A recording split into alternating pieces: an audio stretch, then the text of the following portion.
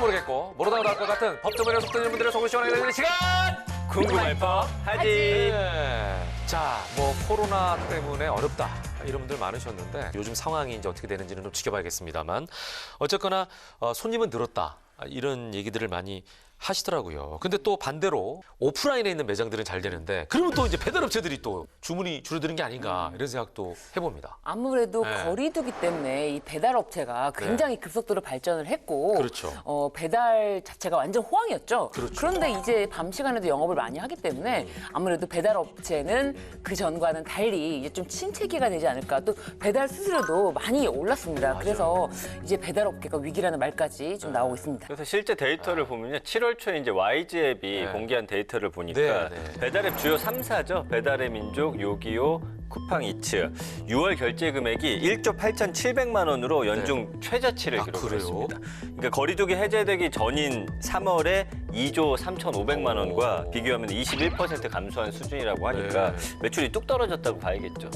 자, 그리고 배달앱 쓰는 사람들이 아무래도 좀 젊은 사람들이 많습니다. 뭔가 앱을 설치하고 다루는 스킬 자체가 좀 필요하다 보니까 나이 드신 분들보다는 이제 젊은 층이 많이 선호할 것 같은데 그러다 보니까 이제 더더욱 수요가 줄어들 수밖에 없겠죠. 왜냐면은 이 젊은 층이 또 밖으로 많이 나가게 되면은 그만큼 앱을 안 쓸 테니까. 자, 오늘의 사연 또한 배달과 관련된 일입니다. 오늘 사연을 보고 나면 배달업체 사장님들 한숨이 더 늘지도 모르겠는데 도대체 어떤 사연인지 함께 들어보시죠. 출발! 아, 예, 여보세요? 예, 궁금 아파트 1동 405호요? 아, 예, 로제 떡볶이 1인분이랑 튀김 세트요? 예, 배달해드리겠습니다.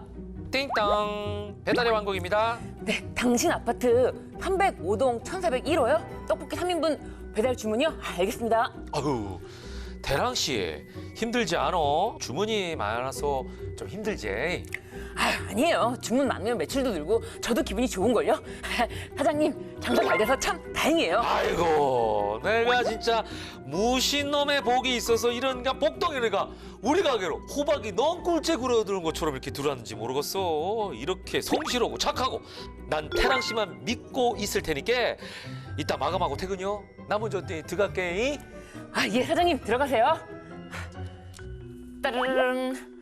응, 자기야, 나 알바 중이지. 아, 배달 많이 들어서 짜증나 죽겠어. 어? 드라이브?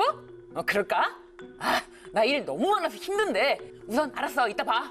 띵동, 배달의 왕국입니다. 또 배달 들어왔네. 이따 드라이브 가려면 알바 빨리 끝내야 되는데. 에라, 모르겠다. 배달 취소.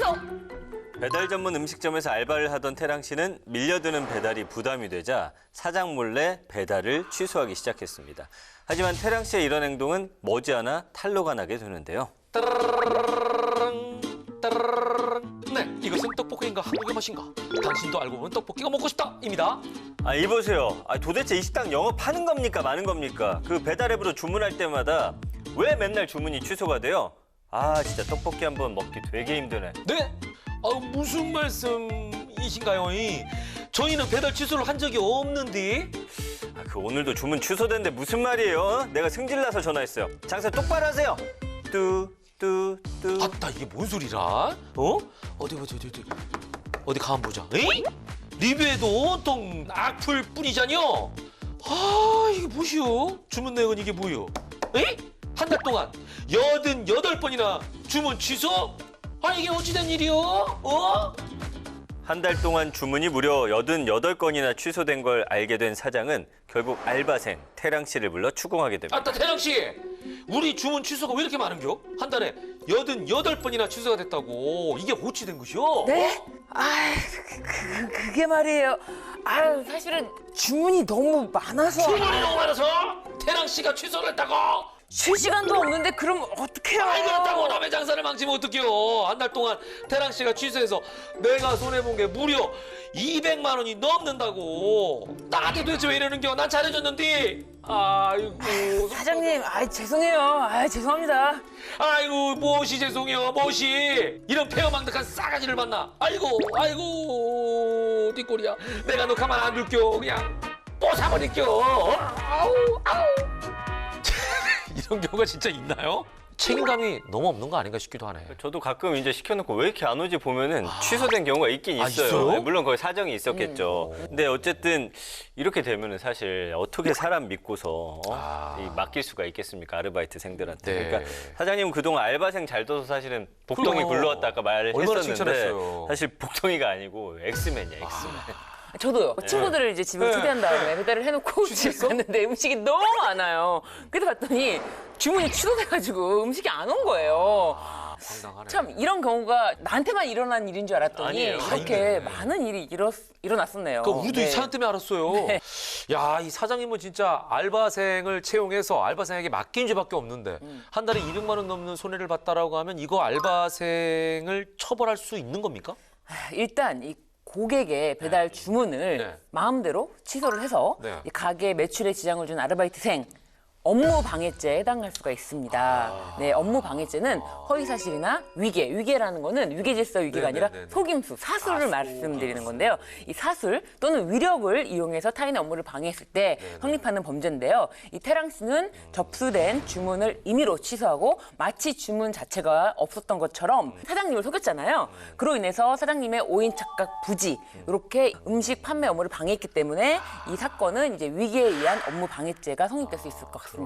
어쨌든 법적 처벌이 된다니까 네네. 그나마 다행인데 무엇보다 주문 취소하면은 사실 이게 그 금전만 문제가 아니고 배신감. 악플 달렸잖아요. 그 배신감도 있어요. 네, 별점 같은 거에도 이거 사실은 그러니까 배신감도 그렇고. 앞으로의 닥칠 어떤 미래에 대한 잠정적인 손해도 있네. 지금 맞아요. 저 팀장 얘기를 듣고 보니까. 맞아요. 그러니까 나는 이거는 처벌이 좀 더 강해야 되지 않을까라는 생각을 해봐요. 근데 이제 형사처벌이라는 거는 네. 미래에 대한 잠정적인 피해에 대해서 처벌하는 거는 불가능합니다. 그리고 손해도 마찬가지고 그런 부분 손해를 인정될 수 없지만 네. 우리가 흔히 이렇게 업무가 방해됐을 때 영업방해라고 하잖아요. 네. 이 영업방해죄라는 거는 사실 법명상 없고 업무 방해죄가 성립이 되는데 뭐 한두 번 정도 배달을 취소했다 그러면은 이게 업무 방해 고의가 있는 것인가 아니면 이 사람이 실수인가? 다른 이유로 그러니까 인해서 실수인가? 피치 못할 다른 사유가 있는 것인가 할 예. 텐데 이건 지속적으로 88번. 배달을 취소했기 때문에 네 맞습니다. 그래서 이렇게 이제 기존 상호의 이미지가 악화되고 이 업무가 방해될 것을 충분히 예측할 수 있었다고 보여지고요. 이런 경우에는 업무 방해죄 성립하는데 지장이 없을 텐데 이게 이 사람의 그 전과 기록 같은 거를 좀 봐야겠지만 만약에 초범이라면 아무래도 업무 방해죄라는 것이 실형으로 선고되기가 조금 어려워요. 벌금? 그래서 초범이라면 벌금형이 아무래도 이룩할 것으로 보입니다. 이게 이제 근데 전과가 있다. 네. 이런 거를 예전에도 했었고 네.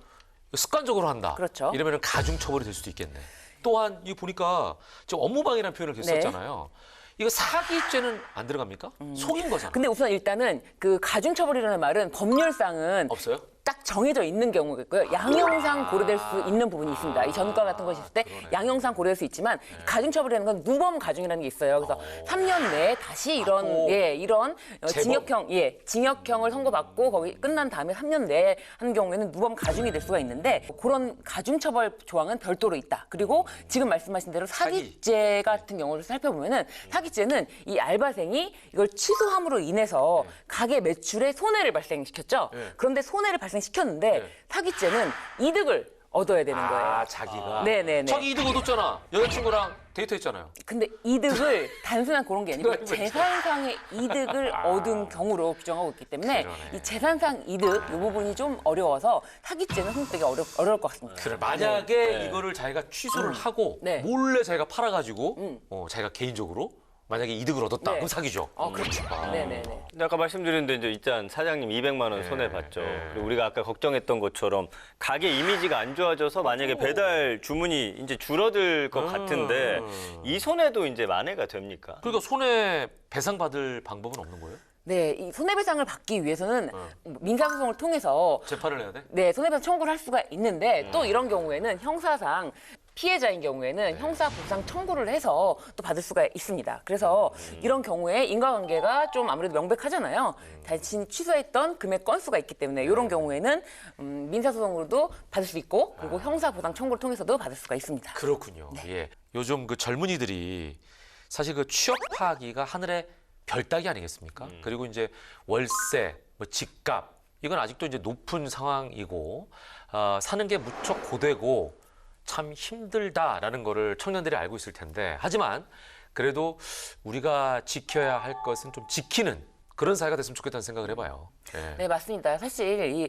법이라는 것이 네, 너무 네. 어렵고 복잡한 것 같지만 내가 맡은 일에 대한 책임감을 잘 수행하려고 하고 서로 내가 피해를 주지 않으려는 노력만으로도 사실은 법률적인 분쟁이 거의 그러니까. 발생하지 않거든요. 그래서 이런 부분을 좀 생각했으면 좋겠습니다.